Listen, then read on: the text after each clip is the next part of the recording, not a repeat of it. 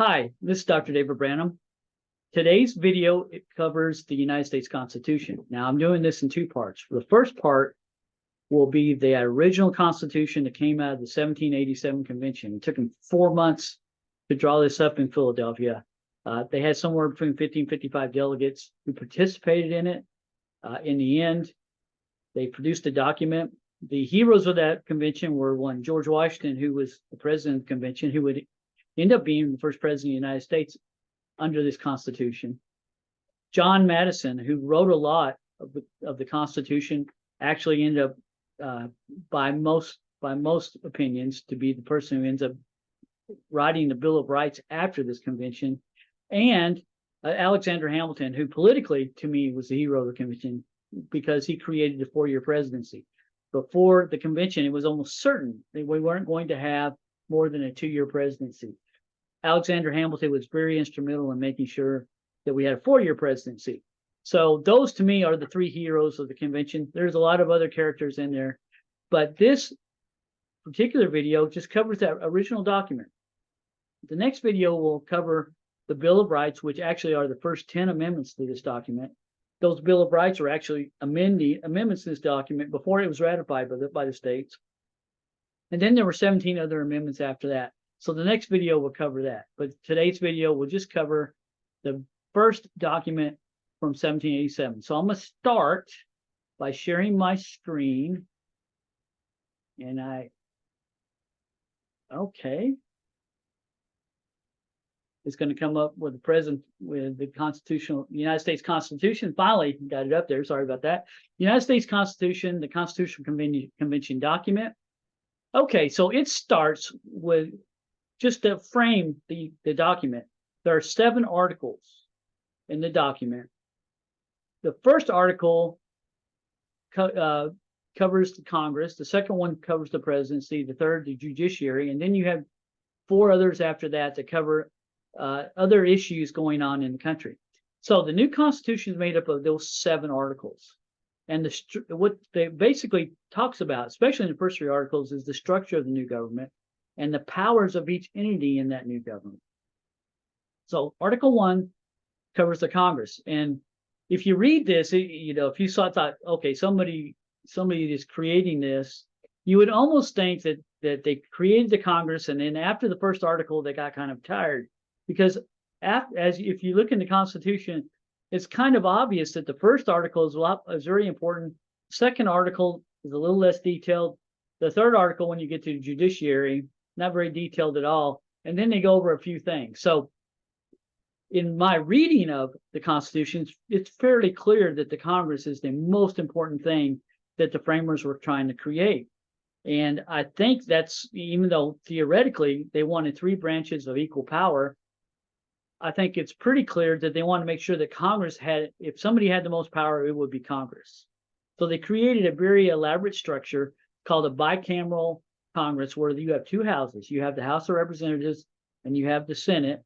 And in the end, actually, all the states end up copying this, having a bicameral state legislatures. And also, Texas is one of them. We have a state House of Representatives. We have a state Senate. The only state that doesn't do this is Nebraska. They have 1 house in Nebraska. Every other state has at least 2. So Nebraska has a unicameral legislature. The rest of the country, including the federal government, has a bicameral legislature with 2 houses, House of Representatives and Senate. Congressional districts, each House of Representatives member is elected from a single member district that's bounded within the states.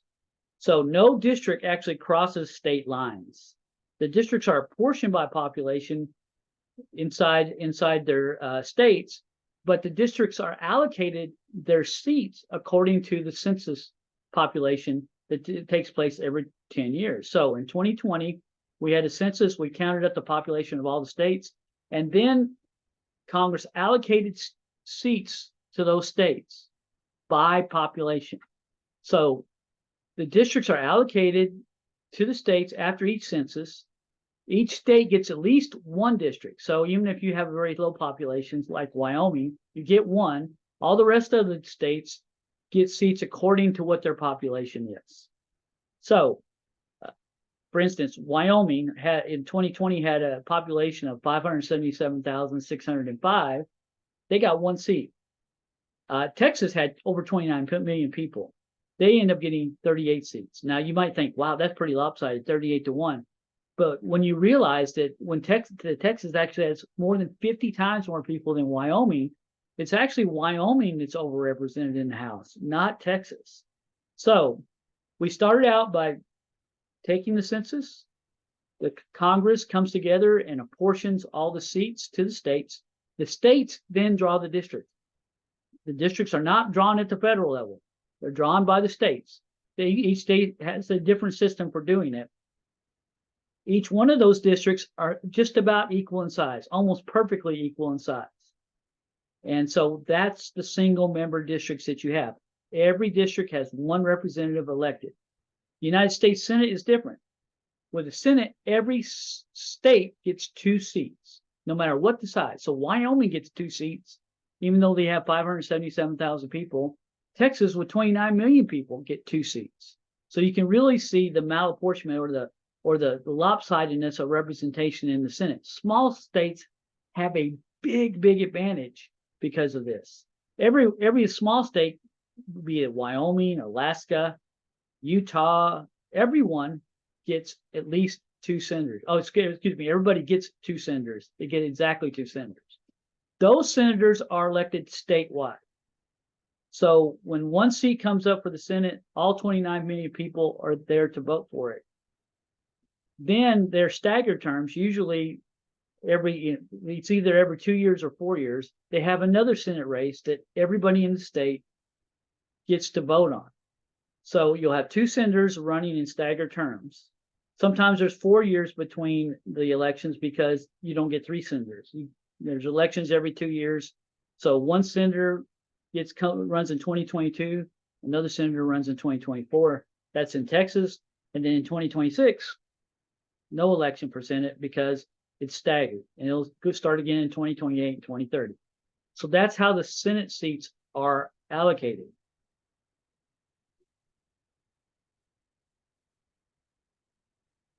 In the U.S. House of Representatives, every representative runs on a 2-year term.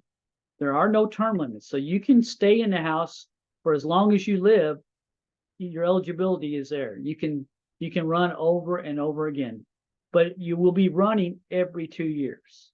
And you must live in the state that you run in. Now, that's kind of weird because most people think you have to live in the district you run in, but that's not true. All you have to do is live in the state that you're running in. So if you're, if you're Sheila Jackson Lee and you're running in the 18th congressional district in Texas, and that district's in Houston, you can actually have somebody from El Paso running against you in that Houston district.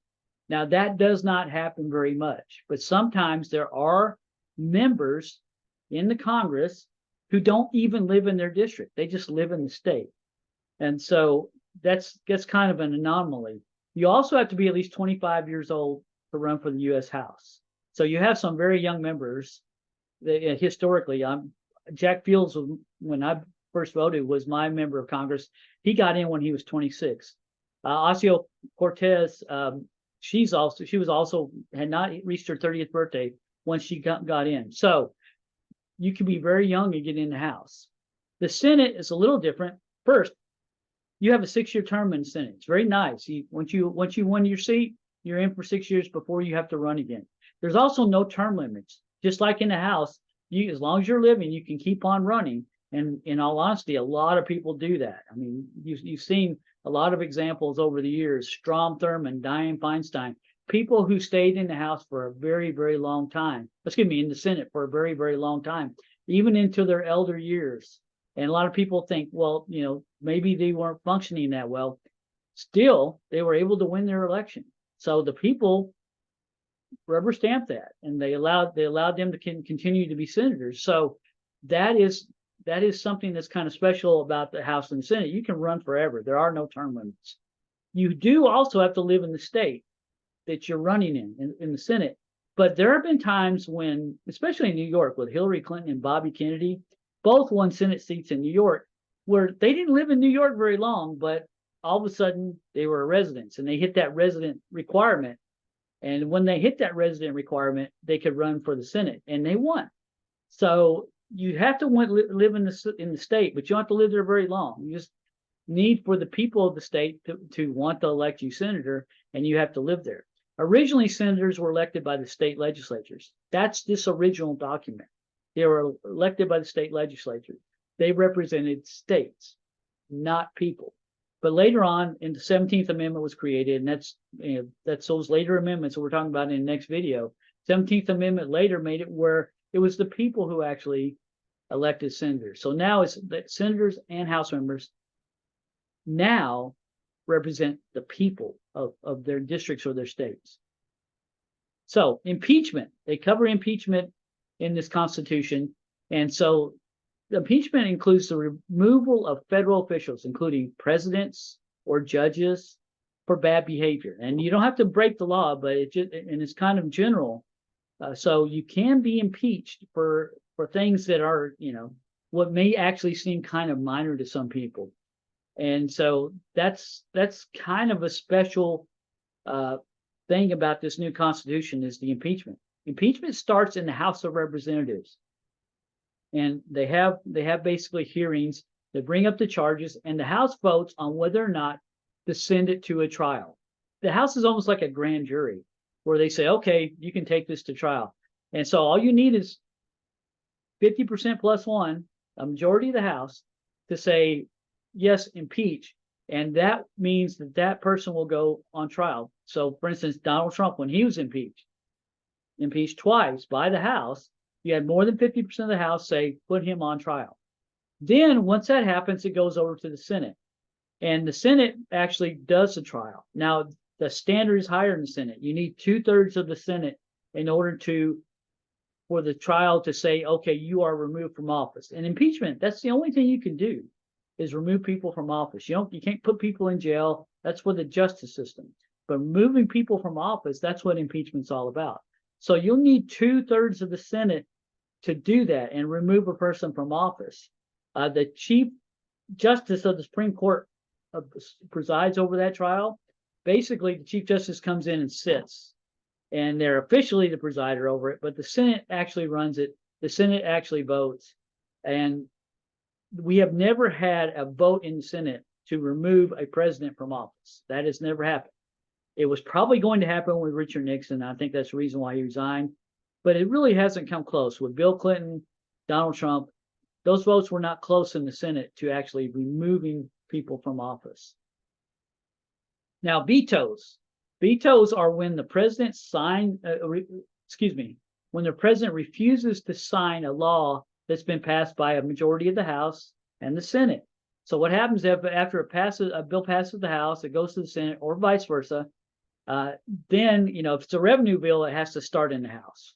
But other bills can start in the Senate and go to the House. Regardless, if it passes both the House and the Senate, it goes to the president. The president has the option of signing it and putting it into law, or vetoing the bill. And that if he vetoes the bill, he's refusing to say that this bill should become law. So what happens to the bill is it goes back to the House and the Senate.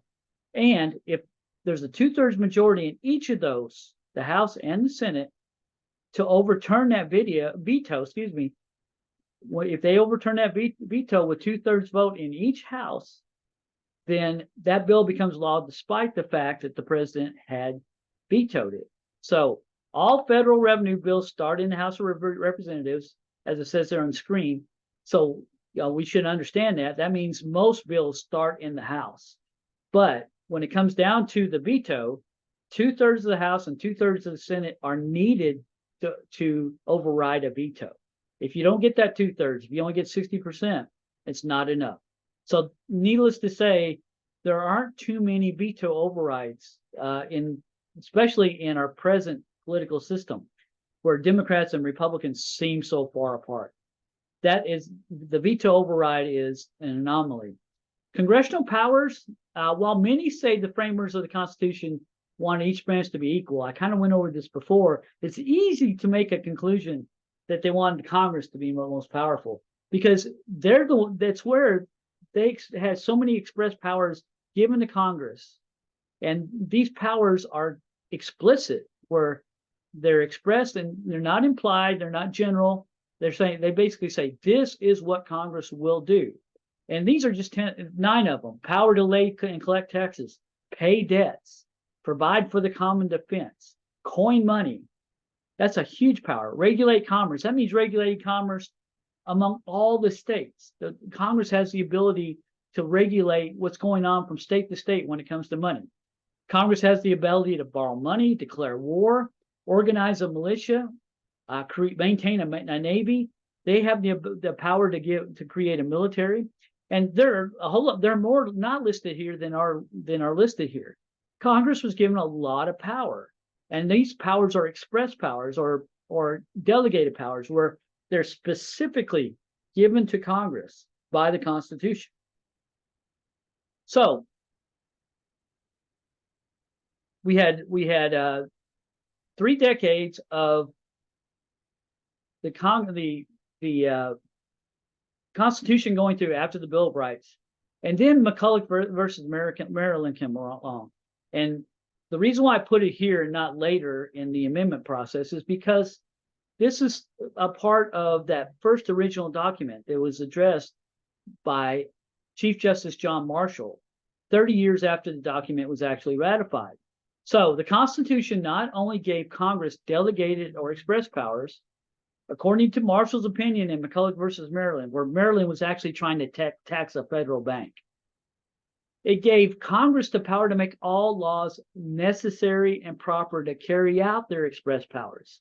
So all of a sudden, not only do they have a long list of express powers that Congress can and has, they also can do anything necessary and proper to carry out those powers. And that means anything related to those powers is also under the purview of Congress. So in the case of McCulloch versus Maryland, Chief Justice John Marshall declared that the necessary and proper clause of the Constitution gave Congress wide latitude in making additional laws that are needed to carry out those express powers. All they have to do is connect something to those express powers, and they can make a law on it. And that gave Congress, all of a sudden, or the federal government, an incredible amount of power. Matter of fact, there's a lot more power than anybody actually expected when they ratified the Constitution.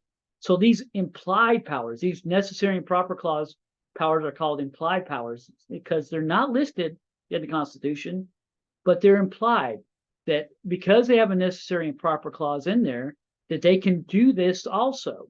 So these implied powers are granted to Congress, and it made the federal government even more powerful. In the case of McCulloch versus Maryland, it gave the government the power that many states feared would occur 3 decades earlier when they were afraid to ratify the Constitution. The states were very much afraid that the federal government would take over the state powers. James Madison, with the Bill of Rights that we're going to talk about in the next video, James Madison said, no, this government is limited. We can't do anything that the Constitution doesn't say we can do. But now with this McCulloch versus Maryland case, 30 years later, they're basically saying the Constitution says they got wide-ranging powers.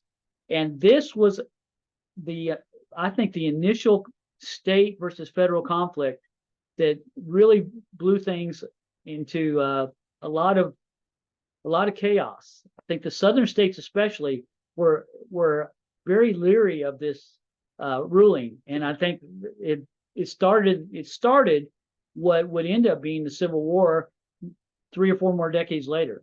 So this is I had a professor in college who said that this was the most important case in U.S. history.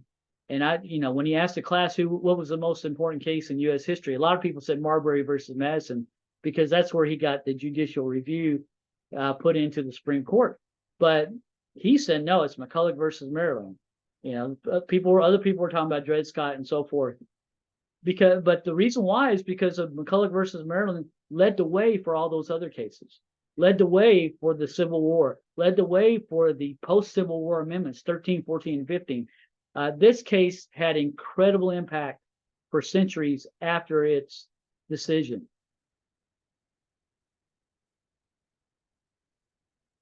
So we talked about express powers. We talked about implied powers, but there's also something called inherent powers of Congress. And these are powers not specifically listed in the Constitution, not in the necessary and proper clause of implied powers, but they're powers that grow out of the very existence of a national government. That, for example, all national governments have the power to acquire territory. And primarily because most governments in general just basically claim the right. They can claim territory. There was a lot of criticism of Thomas Jefferson, who was a very limited government kind of platform, when he made the Louisiana Purchase. He doubled the size of the United States with one purchase. And he did it basically on his own, without any checks or balances or constitutional ability to do it. He just did it. And it's part of these inherent powers where the chief executive especially has the power to go out and do certain things that the countries just do. And that's basically what they call these inherent powers, and like expansion and so forth. These constitutional powers are basically not written, but assumed. Okay, so additional privileges of members of Congress. One that's classic is you can't be arrested on the way to a session. They put this in there basically because they wanted to make sure that nobody was denied representation in the federal government. So they basically said, you don't arrest people for instance, they didn't have cars back then, but if you had a way to arrest somebody and stop them from going and representing their district, the Constitution said you couldn't do that. So that was an additional privilege that members of Congress have. Then Article 2 goes to the presidency. And as I said at the start of the video, Alexander Hamilton is really the hero of the modern presidency, or the United States presidency, not the modern presidency, the entire presidency, because he was the one who had the idea that we should have a 4-year presidency. He actually didn't want a 4-year presidency. When he came into convention, he wanted a lifetime presidency. People thought he was crazy, and he's going, no, we need a lifetime president. The person he wanted to be president was George Washington. He served under Washington in the American Revolution. He admired Washington so much, he would, I would say that he would give his life for him very quickly. And so Alexander Hamilton was a hero in this part, that he wanted Washington to be the president for life. Everyone knew that Washington was going to be the first president, but they didn't want to have a lifetime presidency. So he said, okay, let's make it 9 years, a 9-year term. And everybody balked at that and basically said, no, we're doing a 2-year term. That's it. Alexander Hamilton actually got very angry, made a big speech, and stormed out of the convention, said, I'm not doing this. Eventually he came back, and there was an agreement to move it from 2 years to 4 years. So thank Alexander Hamilton for that. A lot of people tend to compare Alexander Hamilton and Thomas Jefferson. To me, there's no comparison at all. Alexander Hamilton was an American hero to the greatest extent.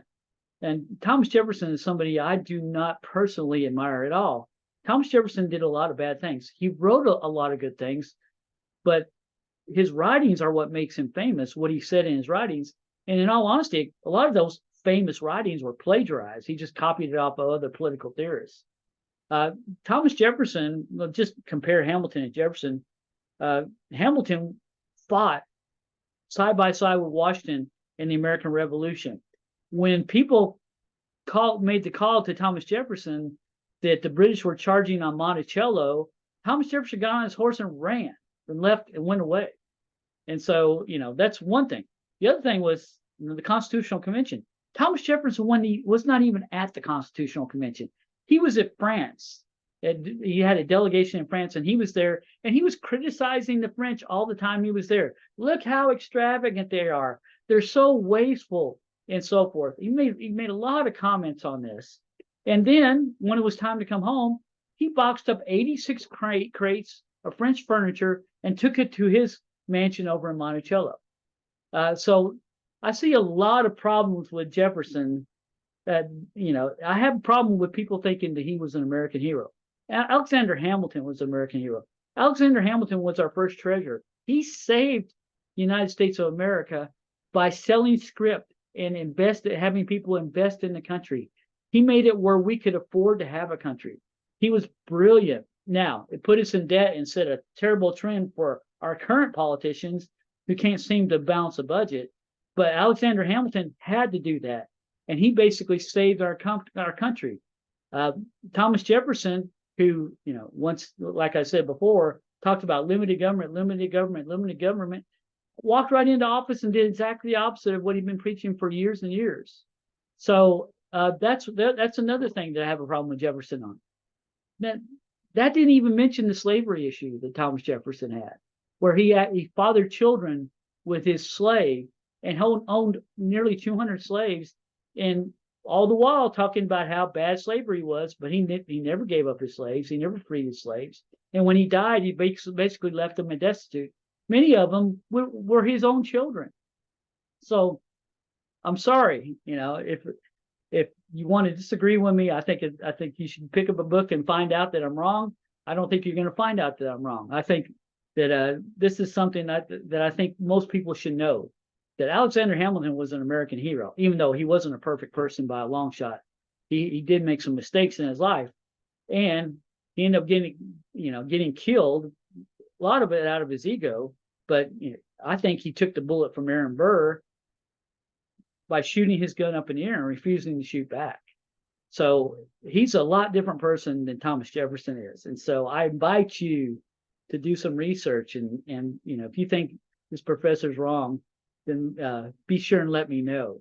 But Alexander Hamilton was the hero of the Constitutional Convention when it comes to the presidency. He did the 4-year presidency was there. There were no term limits in that original Constitution. That was an amendment that was far, far later, and deep into the 20th century, that we put term limits on the president. When Alexander Hamilton created that presidency, there was no term limits. The reason why no one ran for more than 2 terms was because George Washington, at the end of his second term, said, I'm giving this up. I'm walking away. I don't think anyone should be president for more than 2 terms. That was from Washington's own mouth. Washington, the hero that he was, people abided by that for centuries after that. So, therefore, even most of the delegates wanted that presidency to be 2 years. Give the credit to Alexander Hamilton. He's the one that made it where we had it for 4 years. Can you imagine a 2-year presidency? Think about it. We're having a presidential election every 2 years. Presidential elections take more than 2 years now. It would have been a fiasco. So I'm very pleased that Hamilton made that change, and that the delegates in the end signed off on it. Citizens must be natural born, presidents must be natural born citizens. Now there's kind of variations on this and so forth, because people like in military, John McCain was not actually born in the United States, but he was born to military parents that were serving the United States when he was born. So by that definition, he was a natural born citizen. But you have to be born in the United States in order to be president of the United States. And the Constitution provides that you have to be that natural born citizen. Can't be a naturalized citizen. Now, you can get full citizenship coming from another country, and it's a process, but you have to be a naturalized citizen. Once you're a naturalized citizen, like Arnold Schwarzenegger or Henry Kissinger, coming from another country, once you're that naturalized citizen, that doesn't mean that you can run for president. You can't run for president. You have to be born in the United States. And that's the reason why the birthplace of Barack Obama was so important in the presidential run. If he was born in Kenya, like several people claim, many people claim, including Donald Trump, before he even ran for president, was claiming that Barack Obama was born in Kenya. He wouldn't have been eligible to be president of the United States. Now, finding his Hawaiian birth certificate was an issue, and I think they finally came up with one that showed that he was born in Hawaii. But I mean, the claim was just kind of absurd to me personally. This is my personal opinion. The claim was absurd because Barack Obama's mom was a white woman who lived in Kansas. She married a Kenyan, and the claim was that here this pregnant woman with a college degree was going to go back to Kenya with her husband to have the baby instead of staying in the United States, where the medical technology was so much better in 1961 than it was in any African country. And even, I mean, it is today, but I mean, in 1961, it was even larger.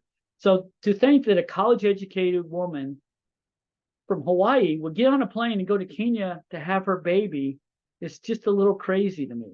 I don't think you would go to an African country to go do that. So making the claim, I thought it was a little improbable. They didn't really have any evidence that this actually happened. And so this was a big controversy for a while, but not a big enough controversy where the court said, no, Barack Obama was born outside the country. The courts pretty much concluded that yes, he was, and he was eligible to be president. But you do have to be a natural born citizen to be president. The commander-in-chief of the armed forces, the Constitution provides that the president is the commander-in-chief of the armed forces. Huge, huge responsibility. On 2 cases in wartime, presidents have also suspended writs of habeas corpus. What a writ of habeas corpus is a court order that requires that the government justify the prisoner's detention. It's a constitutional right that protects individuals from unlawful arrests and violations due to the process. The Constitution says that a writ of habeas corpus cannot be suspended without rebellion or invasion of public safety. 2 presidents have said this rebellion and invasion of public safety has justified suspension of the writ of habeas corpus. And that was Abraham Lincoln during the Civil War in 1861, where the Chief Justice of the Supreme Court, Roger Taney, was saying that it was unconstitutional for him to do this, claimed that it was unconstitutional and the Supreme Court had at that time, the Supreme Court had judicial review. The Justice Roger Taney said it was unconstitutional for Lincoln to do this. He ignored it and he suspended the writ of habeas corpus. He said it was wartime and we didn't have time to worry about this type of rights that these prisoners would have. So Abraham Lincoln suspended it. George W. Bush suspended it during the War on Terror in 2006. We've all heard a lot about Guantanamo Bay and the prisoners there. They weren't getting trials. They were just being held. This was part of George W. Bush's suspension of the writ of habeas corpus. So it's only happened twice. So I wanted to put that in there because it's very important. A lot of people criticize George W. Bush a lot for this, but he wasn't the only one. A lot of people criticized Lincoln for doing it also, saying it was completely unnecessary for Lincoln to do this and that he was outside the Constitution when he did it. So this is one controversy that rears its ugly head out of the Constitution. Now, presidents are elected by Electoral College, and a lot of you know about the Electoral College because of the controversy. Donald Trump won in 2016 without a majority of the popular vote because he won the Electoral College. George W. Bush won the presidency in 2000, even though he didn't have a majority of the vote. As a matter of fact, he didn't have the most votes. Al Gore had the most votes, but George W. Bush won the Electoral College. John Kerry almost won the Electoral College in 2004, come down to a few thousand votes in Ohio. Otherwise, he would have won the presidency with a massive popular vote discrepancy between him and George W. Bush. George W. Bush beat John Kerry handily in the popular vote, but he almost lost the election in 2004 because Ohio almost went for John Kerry, which would have put Kerry up on top in the Electoral College. So the Electoral College is controversial, and it works basically like this. Each state gets one electoral vote for each representative they have in Congress. Remember, you have a House of Representatives, and you have Senate representatives. So since every state has at least one member of the House, like Wyoming, and they all have at least 2 senators, every state gets at least 3 electoral votes. Wyoming gets 3 electoral votes with 577,000 people. You think about it, it's 577,000 people. Harris County has about 7 or 8 times that many people in the state of Wyoming. Just Harris County in Texas, or Houston County. Houston has nearly 4 times more people than Wyoming does. It's a very, very small state, and they have a lot of political power vote-wise in comparison to their population. So because of that, there are a total of 538 electoral votes. That's 100 senators, 435 House members, and then 3 additional votes are given to Washington, D.C. Washington, D.C. is not a state. It doesn't have a House of Representatives representative. It doesn't have 2 senators. It's not representative. People in Washington, D.C. are not represented in Congress. It's part of the Constitution. But they are given 3 electoral votes for the presidential vote. So that means there's 538 total votes in the Electoral College. Now, with a couple of exceptions, Nebraska and Maine being them, right? Each state gives all of its electoral votes to the person getting the most votes in the state. Now you think the most votes, yeah, whoever wins the majority of the vote. No, it's not majority of the vote. It's whoever gets the most votes. So if you have 3 candidates, you can get a lot less than 50% of the vote and get all of the electoral votes for a state. For instance, Bill Clinton won the presidential election with far, far less than 50% of the vote when Ross Perot was in the race, and they had 3 viable candidates going. Ross Perot got almost 20% of the vote in that election in 1996, and Bill Clinton won the election pretty easily over Bob Dole, but he only got less than 45% of the vote when he did it. So winning the Electoral College means just getting the most votes in that state. So you can get 40%, even theoretically, if there's 3 candidates, you could get 34% of the vote and win all the votes in the state. And that's the reason why sometimes people can lose the popular vote and win the Electoral College.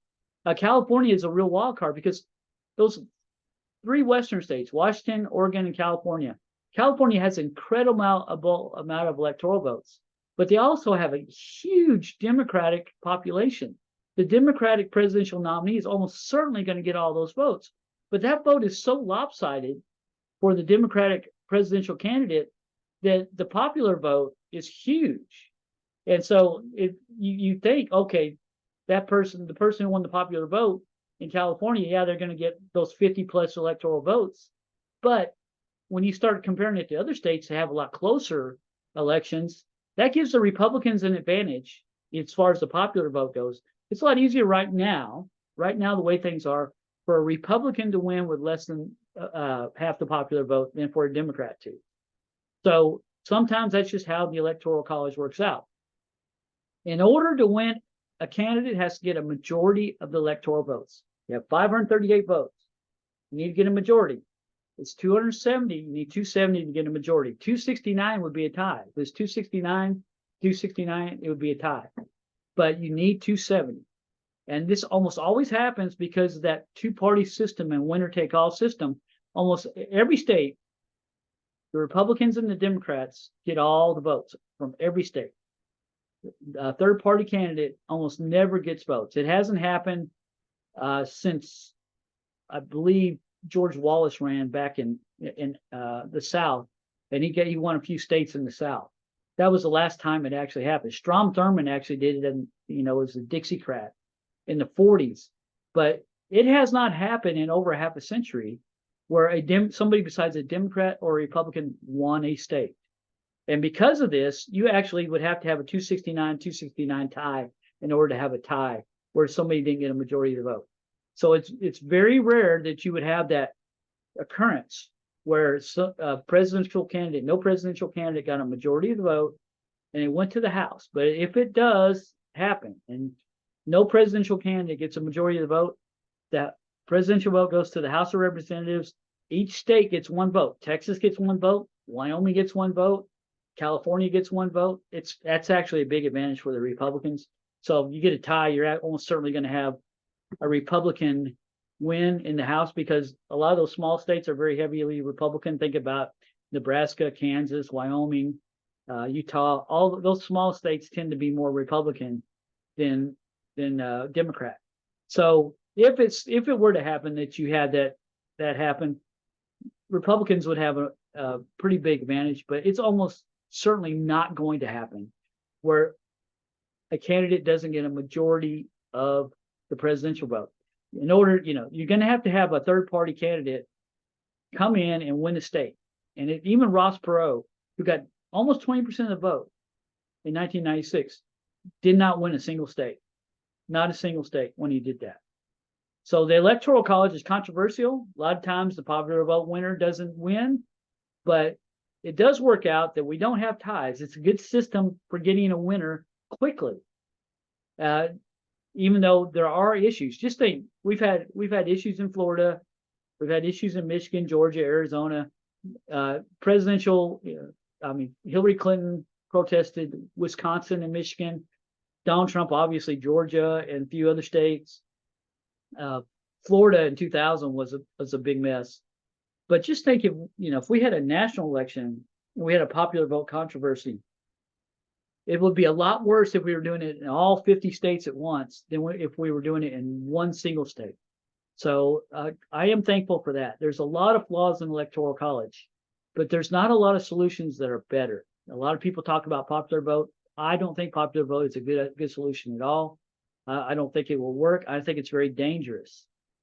So that's, if you take my presidency class, you'll get a lot more detail on that.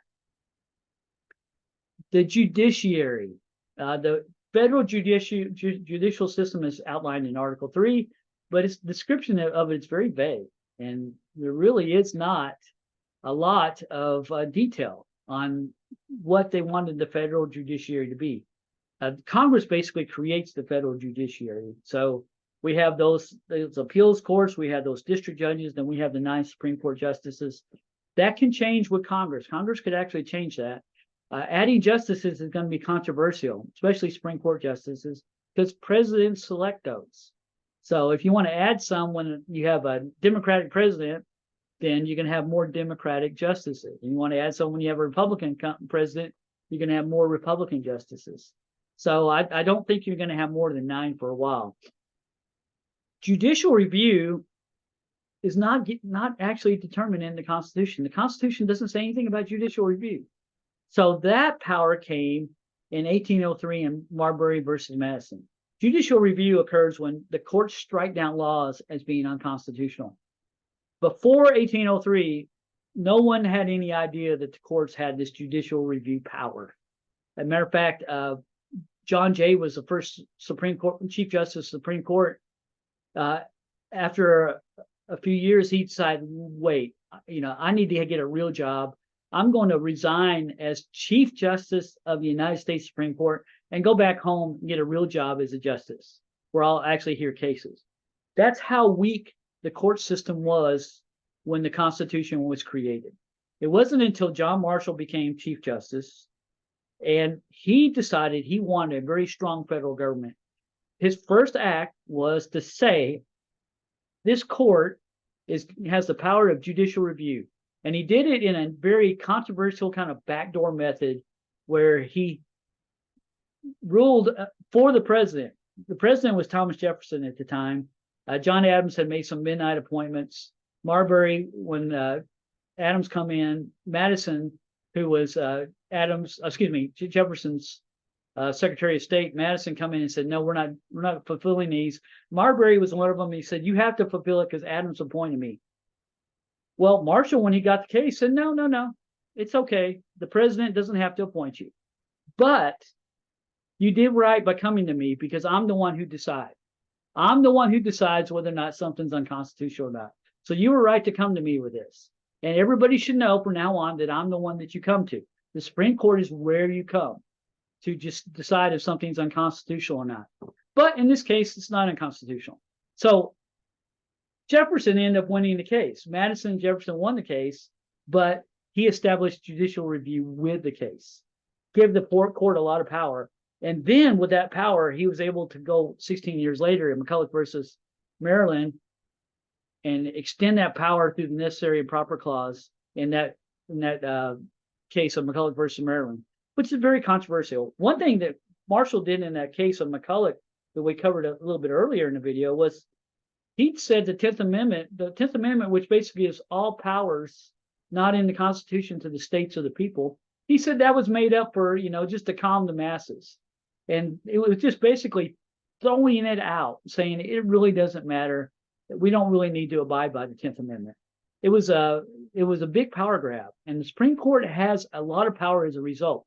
The problem with the Supreme Court is they can't enforce their own rulings. They depend on others to do it. So if the court loses credibility enough where people refuse to abide by their rulings, and it's happened. It happened with Roger Taney when Abe Lincoln still suspended writ of habeas corpus. It happened in the prayer in schools when the Supreme Court in the 60s ruled no prayer in schools, period. It's against freedom of religion to have prayer in schools, which everybody said, that's crazy. We're going to do it. If you want to come and arrest us, come and arrest us. And no president wanted to send anybody down to a school and arrest somebody for praying. So it's very, very difficult when you have those Supreme Court rulings where people don't respect them. The Supreme Court has to depend on other entities, specifically the president and the governors of the states, to abide by their rulings. And so controversial rulings sometimes don't get enforced. And we've had a lot of history of laws not getting enforced in this country. And so that's the power of judicial review made the Supreme Court very powerful. But if that power goes out of whack in people's minds, people will often say, no, I am not going to abide by that.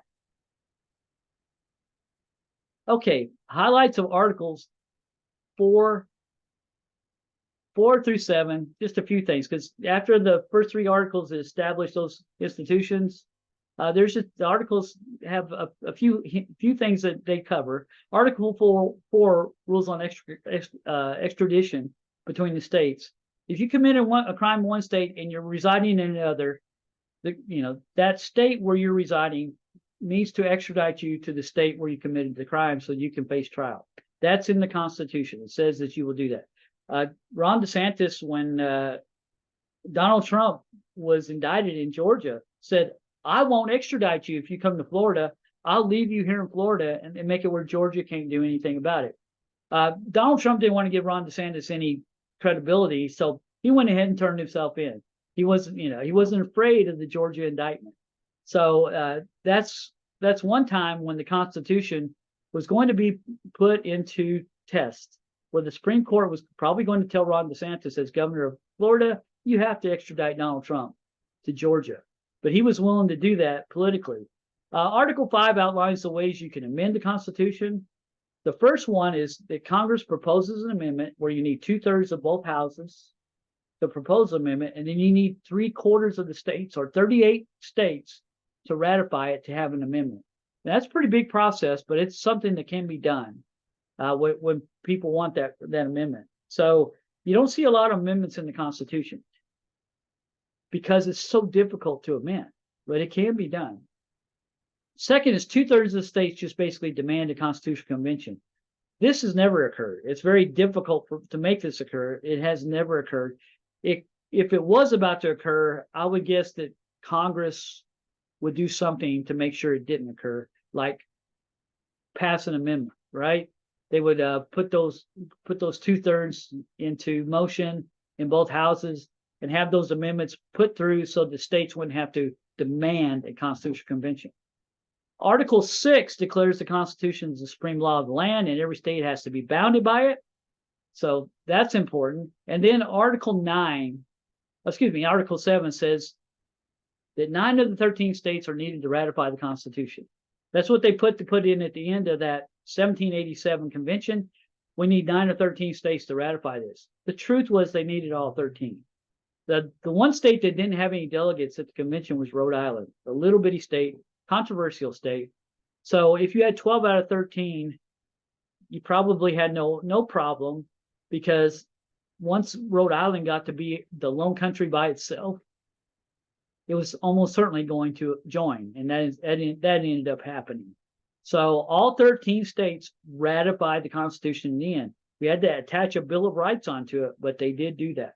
So this Article 7 that says 9 of 13, that's just something they put in there that I think they didn't really think through. They really needed everybody to ratify it in order for it to become a constitution.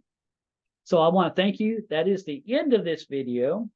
I appreciate everybody's attention on this. I hope this helps you with your test. I think it will. I think you'll be able to see that this video has a lot of your test questions answered right here in it. So thank you very much for joining me today. And if you need anything in the class, be sure to email me or contact me in some way. Happy to meet with you. Thank you very much.